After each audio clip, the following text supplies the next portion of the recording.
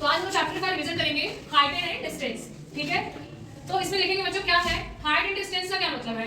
Height यानी कि कोई भी ऑब्जेक्ट है किसी पॉइंट पर, तो हॉरिजॉन्टल लेवल से उस ऑब्जेक्ट की क्या हाइट है, ये समझ में आ गया। और जो हॉरिजॉन्टल लेवल है उसका पर्टिकुलर जो भी एंगल फॉर्म कर रहा है, तो जब हम लोग देखेंगे पहले एंगल कितने टाइप्स के हैं, 2 टाइप्स के हैं, हम लोग पढ़ेंगे इस चैप्टर में। एंगल ऑफ एलिवेशन यानी इसको हिंदी में उन्नयन कोण बोलते हैं, और एंगल ऑफ डिप्रेशन यानी इसको बोलते हैं अवनमन कोण। क्लियर है? तो हम देखेंगे क्या कि जो हॉरिजॉन्टल लेवल है जहां पर भी एंगल फॉर्म कर रहा है उसका ये पूरा जो डिस्टेंस है वो कितने मीटर, किलोमीटर, सेंटीमीटर जैसा क्वेश्चन रहेगा उसको हम लोग देखेंगे। तो पहले देखेंगे कि एंगल ऑफ एलिवेशन है क्या।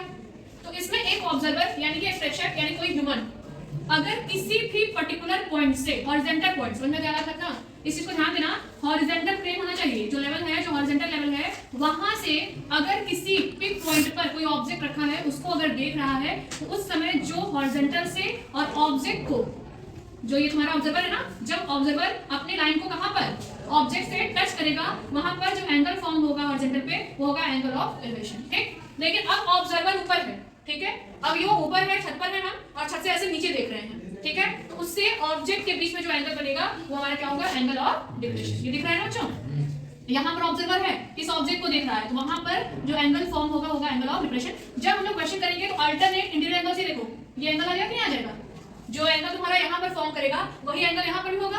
कैसे?